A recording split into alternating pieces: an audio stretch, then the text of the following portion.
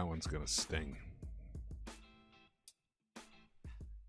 Hello and welcome into the Knicks-Verse. My name is George, and if this is your first time here, or you've been here before but have not subscribed yet, please do so, along with hitting that thumbs up button for me and dropping your comments.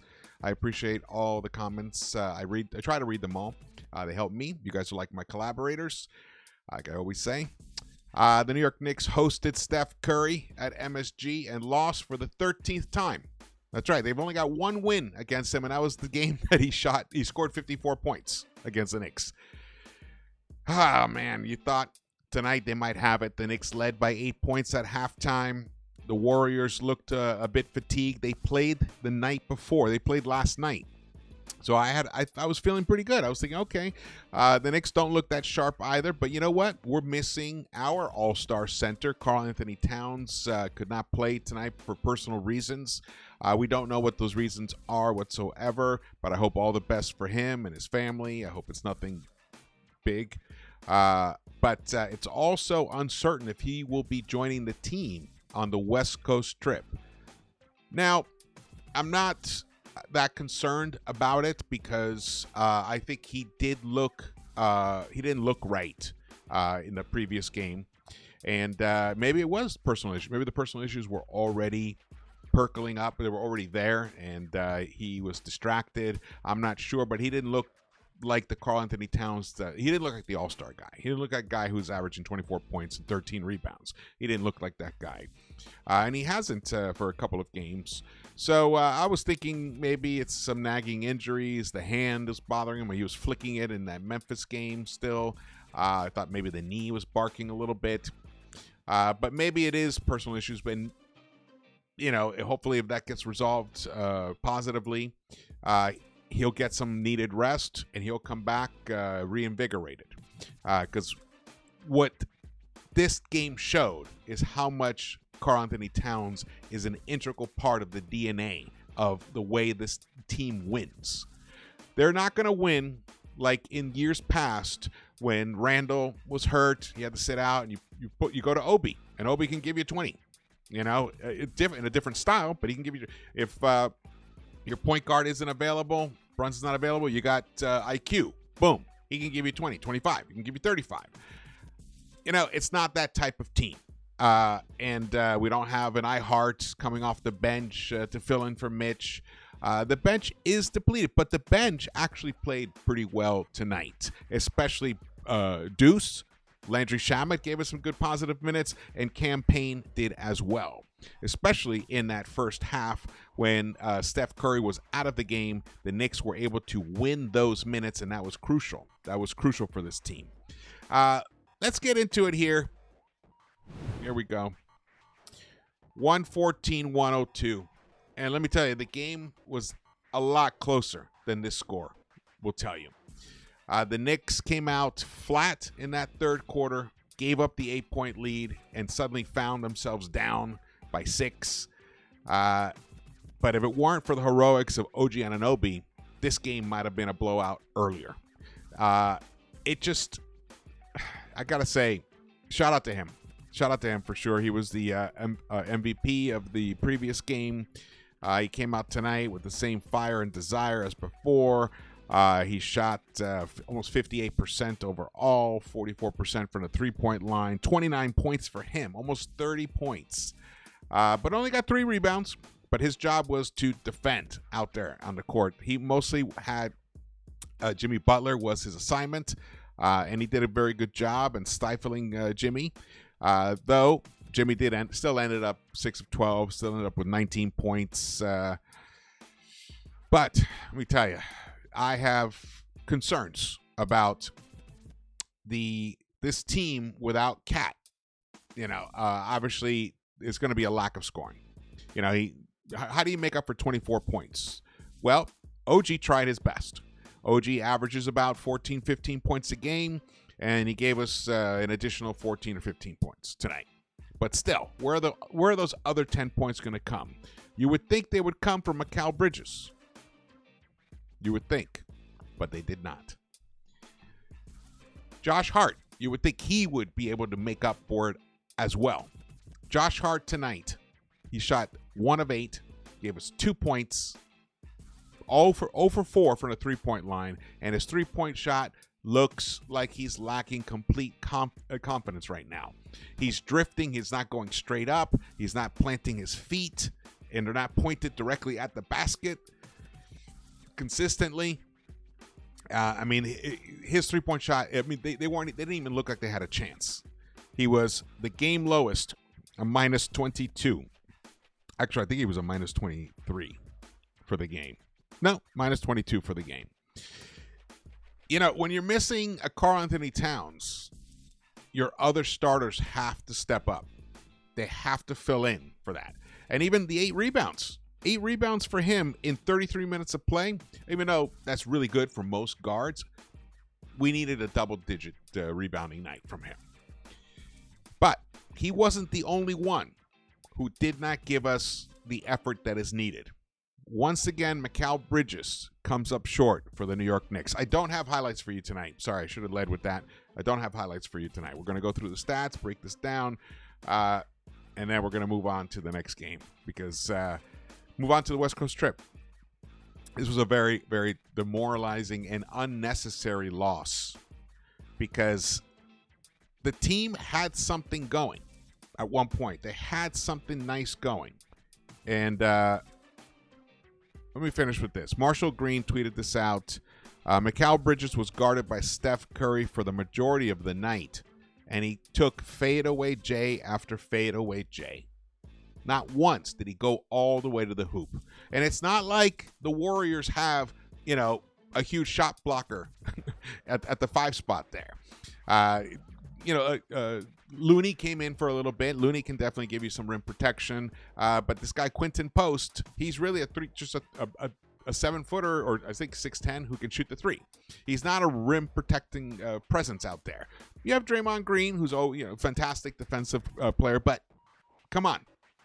You would think if you have little 6'3" Steph Curry guarding you, that you would be able to take, and with the incentive to take him to the hoop to try to get him into foul trouble. No. Fadeaway J, fadeaway J.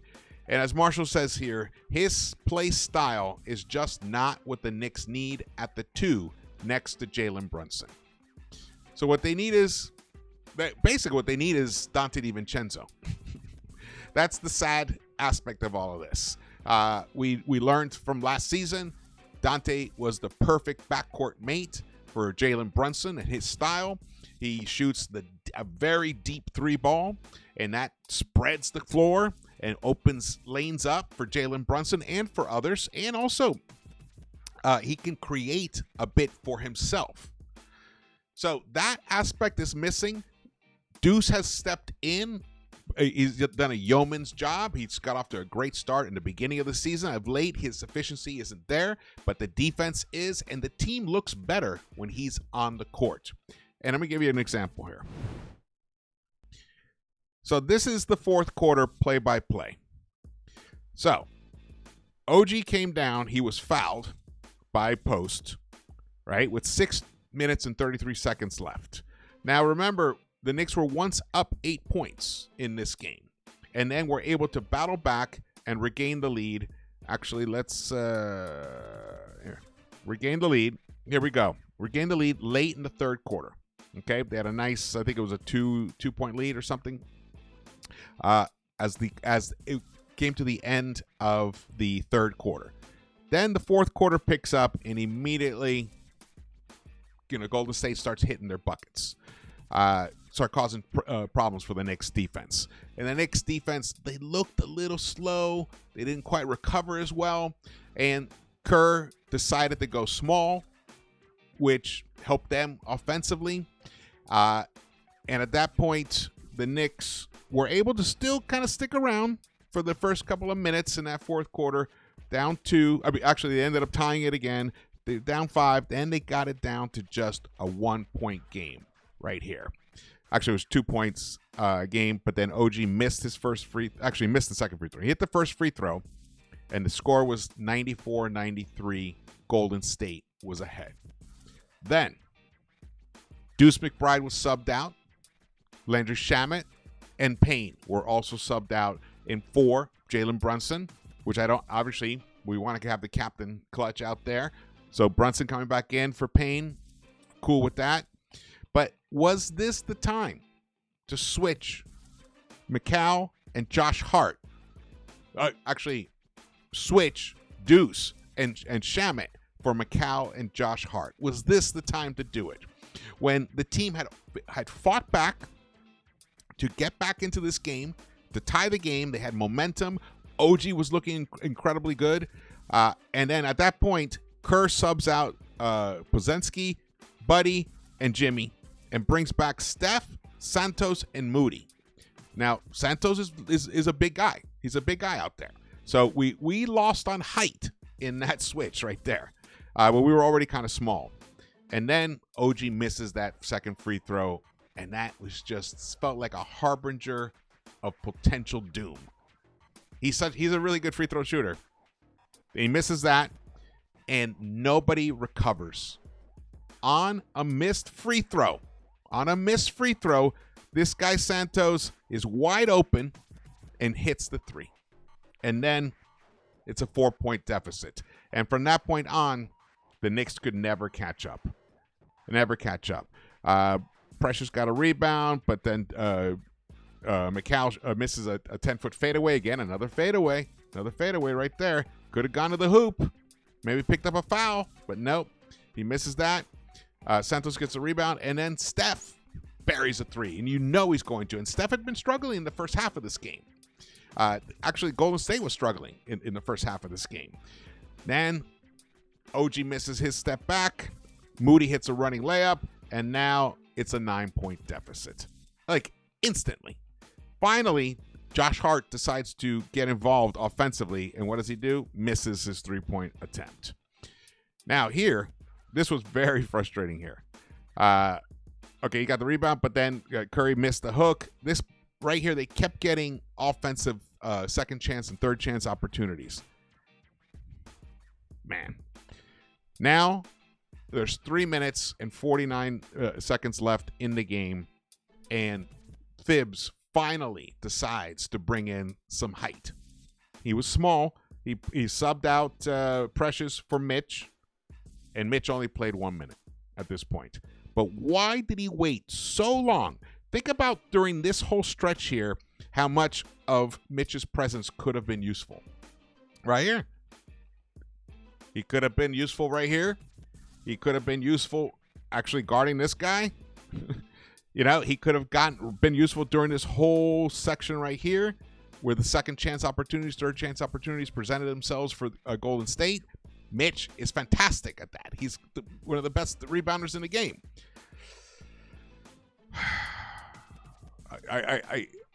I know he's on a minutes restriction, but it's 18 minutes is the restriction. He only played 15 minutes tonight. And also, we're missing Karl-Anthony Towns. And we don't have another big. Huck Porty's hurt. And Sims got traded away. And we haven't signed a big. So, Thibs' hands were handcuffed. But this choice right here to sub out Deuce and Shamet. But I'm going to focus on Deuce. Because obviously Deuce has been the one who's been closing games. He subbed him out to bring Mikal Bridges in. This is what Mikal did in the fourth quarter. Actually, right here. Let's go back. This is what he did in the fourth quarter when he came back into this game. 1 for 5. That's it. 1 for 5 in his 6 minutes and 33 seconds of play. A minus 11. The whole team was a minus 11 during that stretch because OG played the entire fourth quarter. Remember, so he was in the plus column. Deuce was even at this point in that fourth quarter. Deuce did end up coming back in. I do believe he did end up coming back in. But this minus 11 for him, for Josh Hart, and Brunson. Brunson really couldn't do much in that fourth quarter in the last 6 minutes of play there. 2 of 3, it's nice, but 3 of 12 for the Knicks from the three-point line. This is where you need your other guys to step up. Mikal, 1 for 3. All right, you know, OG 1 for 3, but OG had already been giving a tremendous effort. Josh Hart, nothing. Brunson 0 for 0 for, and Precious did have a wide open 3-point look from the corner, totally shorted it, and the ball ended up with the Warriors. 0 for 3 for Precious in his 8 minutes. 0 for 3 for him. Now, he was only a -8 because he was on the court during that period where the Knicks were still kind of battling in that fourth quarter to kind of try and make things happen. There's a lot of truth to this right here. A lot of truth to this. And it's this subbing him back in for Deuce is a monumental brain fart by Thibs. If you wanted him on the court, got to keep Deuce out there as well. Don't bring McCall in then. Let McCall rest a little more. McCall, and he had a decent first half is what McCall had. Yeah, he had a decent-ish first half. But look, only attempted 5 field goal attempts in that first half, which he connected on 3 of them. 6 points, but only 1 rebound for McCall and only 1 assist for McCall. This is a game without Karl-Anthony Towns, and Mitch is on a minutes restriction. So it's imperative that the other guys, the other main key players on this team, the other, big ticket items, which is what McCall is, you'd think he'd step up in a game like this. OG did. OG stepped up like the man. Look at OG here tonight. 29 points for him. And he played 42 minutes, 11 of 19 from the field, 4 of 9 from the three-point line. But McCall, 1 of 5 from the three-point line. Only 4 rebounds, 4 assists.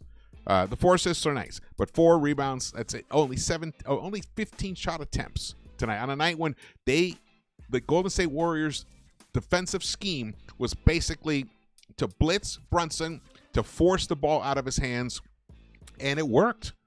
And then when the ball ended up in other players' hands, they didn't capitalize on it other than OG did tonight. Josh Hart, 1 of 8 in 33 minutes. That's just unacceptable. Unacceptable. But look at the bench. The bench did a nice job. 15 rebounds for Precious tonight. That is outstanding. He came through in his 30 minutes. However, his hands are so bad. They remind me of Nerlens Noel. Balls are constantly the ball is constantly in his hands, and it's constantly being poked out of it. He loses it. He can't catch the ball from a pass. When he gets a rebound, it's a very kind of weak rebound. It gets poked out. Even though he did end up with 15 rebounds, he might have had 20. Could have had 20, 22 tonight. Oh, man. The Knicks shot 24.2% from the three-point line. But they only attempted 33 three-pointers. And remember, 13 of those were attempted in 13 of those were attempted in the fourth quarter. 12 of those were attempted in the fourth quarter. So that means the Knicks had only attempted 21 three-point shots in those first 3 quarters. And against a team like the Golden State Warriors, you're just not going to win. You're setting yourself up for disaster, a fourth quarter disaster, and the fourth quarter collapse, and that's what happened here with the Knicks. Now, we look like the team that played the night before. Not Golden State. At some point, it's going to have to dawn on these players that teams, when they come to MSG, they're bringing their best. Even if they played the night before, they're going to show up with a passion, with a desire to take this game away from you. And that's exactly what we saw tonight. The Golden State Warriors ended up being the better team tonight, even though the Knicks, it was their home court, and they had a nice 8-point lead at halftime. Jalen Brunson, in his 37 minutes, finishes with 25 points, but he also struggled mightily from the three-point line. Missed three-pointers that he normally makes. He did force 1 or 2, but I can't remember if that was because the shot clock was running down. But a lot of the looks were good ones. He just couldn't connect on them. 1 of 7 from the three-point line for his 25 points. Mitch, in his 15 minutes of play, he was exciting, definitely fun to watch at times, but then he got gassed really early, really fast in that first quarter. He got gassed quickly. He gave you 7 points. The first 3-point play in the game for the Knicks was Mitch. He dunked it. he got smacked in the face by Draymond Green, and he went to the free throw line. I think it was only 3 minutes into the game, maybe 4 minutes. Buried the free throw with confidence to give that three-point play. That was the first three-point play for the Knicks in that game. Keep moving here. Here are the plus-minus stats. You can see Macau, a minus 21. So the Villanova boys, other than Brunson did finish a minus 15, which is terrible. But Josh Hart and Macau, a minus 22 tonight. Minus 22 for Hart, minus 21 for Macau. Terrible. Deuce, even though Deuce, again, struggling offensively, he still delivered 6 points, and he was a plus 8 in his plus minus tonight. Got a steal, picked up 5 assists, 4 rebounds. He got as many rebounds as Mikal Bridges did tonight. Wow, that's interesting. And he played he played 12 minutes less than Mikal Bridges, and he gets just as many rebounds. Actually, yeah, just as many rebounds. That just ain't going to cut it. I mean, Deuce was 2 for 7, so he didn't give us much offensively. 0 for 2 from the three-point line. He hit his 2 free throws, but that was it. The Knicks only got to the free throw line 15 times. 15 times tonight. And that's because that's a smart team on the other side. They're not going to foul you and give you free points. What else is here to note? Nothing. Here's the Golden State Warriors box score. Jimmy finished 6 of 12 overall, but missed 3 of his three-point attempts. He did finish with 19 points. Steph finished with 28, 5 of 9 from the three-point line. 9 dimes for him, 7 rebounds for him. Draymond Green, 8 points, 9 rebounds, 8 assists for him. That's he could have had a triple-double almost there. And Podziemski, that guy can shoot, 19 points. He actually got off to a hot start in the first half, and he did cool off in the second half, if I remember. Yeah, a bit. He cooled off a little bit. He was 3 of 7 overall in the second half. Buddy Hield, 15 points, but not efficient. Not an efficient game for him. Moses Moody, who if you guys have been watching this channel for a long time, you know I really liked him coming out of college. He's starting to develop into a nice player. Played some excellent defense himself. 9 points for him. But look, the Warriors didn't shoot lights out. They shot 13 of 37 from the three-point line. That's only 35%. Here are the team comparisons. Major thing to see here is the points conceded off turnovers. The Knicks were a minus 11. Minus 11, and they lost by 12. So there you go. Right there. They committed only one more turnover, but conceded 23 points off of those turnovers, where the Knicks could only get 12 points off of the 13 turnovers by the Warriors. And fast break points, non-existent for the Knicks. Only 10 fast break points tonight, where the Warriors had 25. So that's a minus 15 disparity right there. The rebounding was almost even. The free throw shooting was pretty close, except they went four additional times to the stripe and buried 3 of those. So you can see, when you see all these little areas here where the Knicks end up losing it, even though the Knicks did get 4 additional field goal attempts, they just couldn't capitalize them because they didn't hit the three-point buckets tonight. They did not make their three-point shots tonight. The Knicks once had a 10-point lead in this game, and Golden State finished with the largest lead of the night at the end, 12 points.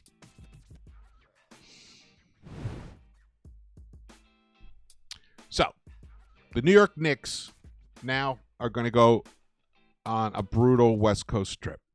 A brutal West Coast trip. Let me try and find the schedule here. Here we go. That's right. On Thursday, they play the Lakers, who we lost to at MSG. And the Lakers are hot right now. They are hot. They're kicking everyone's butt right now. They got Luka on that team. They're feeling themselves. So that's going to be a tough game. It's always tough for the Knicks in LA. And then they play a back-to-back the next night. They go to the Clippers' new arena. It's their first time they're playing there. I'm hoping to be able to go to that game. The New York Knicks, hopefully they can pull that game out, but it's the second game of a back-to-back, and we don't know if Karl-Anthony Towns is going to be back. So things are looking a little concerning at this moment for the Knicks. In fact, let me see if I can pull this up for us over here. Let me see. All right. Here we go. All right. So as you can see, okay, there we go. Oh man, so we got the Lakers Thursday back to back. We got Clippers Friday, and then they have the weekend off-ish, and they play in Sacramento against the Kings. We match up very well with them. Even without Cat, I think that's a game we could definitely win. I'm not so sure about these two here with the Lakers and the Clippers. If there was a night in between the Lakers and Clippers game, I could feel more confident about us beating the Clippers. Right now, I don't feel confident about beating the Lakers, especially since it does really seem like Cat won't be available for that game for the personal reasons. But we'll see. Let's hope for the best. But let's say he returns for the Friday game. Okay, good. That gives you a boost. He's a little more rested. Hopefully things have worked out and he's focused. But let me tell you, that is concerning. So we got the Kings game, and then we have the Portland Trailblazers. Don't snooze on the Trailblazers. They have been playing some good basketball of late. So that's gonna be a tough game. But you know what? Let's say the Knicks can pull that one out as well. So now they're 2-2 on this trip so far. Then they play on Saturday, but they have two days off in between the Saturday game in San Francisco against the Warriors right here. So, and then they come back on Monday to play the Heat at MSG. So it's a 5-game road trip. It ends in San Francisco, the team we just lost to tonight. If Cat is able to return during this road trip, I feel better about the Knicks finishing, winning the last 3 games of that road trip. If not, a 2-3 road trip is something. It's not what I'm expecting. It's not what I would hope for right now from this team. But if that's what they give us, that's what they give us. A 2-3 road trip. But you never know. You never know with this team. They could start clicking again, and they're more focused on the road. They are a very good road team, so maybe they can pull off. Maybe they can pull off one of these wins in LA. You get one of these two, you get a split in LA, and then take care of business as you go up the coast. Sacramento, Portland, and then San Francisco. Maybe we can come back 3-2. One can hope, one can dream. Maybe 4-1. Woo! All right, that might be a little crazy. But the point is, it's a rough seas ahead coming up, especially now without Cat. And looking at the way Josh Hart has been playing, oh man, you got to look at these. You got to look at these stats. I can't make this up. The last 11 games, Josh Hart is shooting 19% from the three-point line. Mikal Bridges is shooting 27.7% from the three-point line. That is just not going to cut it. Precious, 18.2%. So he's supposed to be, a big that could shoot the three once in a while. Well, not at 18.2%. That's even Campaign in the last 11 games, who is a great pull-up three-point shooter. Actually, he's in the top 20 in the NBA as pull-up three-point shooting. But look at him. Lately, he's shooting 26.7%. Landry Shamet has been waking up. 43% for him. And Towns, almost 45%. OG, over 37%. And Deuce McBride at 38.6%. But the guys who really need to step up during this road trip are Mikal, Josh, and, Precious has to. Precious has to as well, especially if Cat is not going to be available. The New York Knicks in the last 11 games are, just so you see here, They are shooting 34.1% from the three-point line as a team. That is tied for 22nd. That's in the bottom 10. You know, and we need to shoot. We need to hit our three-pointers. We have to. That's a problem right there. That's a problem right there. And rebounding-wise, the New York Knicks are now in the bottom 4 in rebounding in the last 11 games. Could be fatigue. It could be fatigue. I mean, I've been sounding that alarm for quite a while. This is the time when, you know, all those minutes could be coming back and really hurting us as a team. And let's just hope that somehow the road trip kind of breaks them out of this shooting malaise that they've been in lately. Shooting malaise. Okay, thank you so much for watching this. Again, my name is George. Please subscribe. Hit the thumbs up button for me. Drop your comments. I want to hear your thoughts and feelings about anything Knicks. Okay, and I will see you around the Knicks-Verse.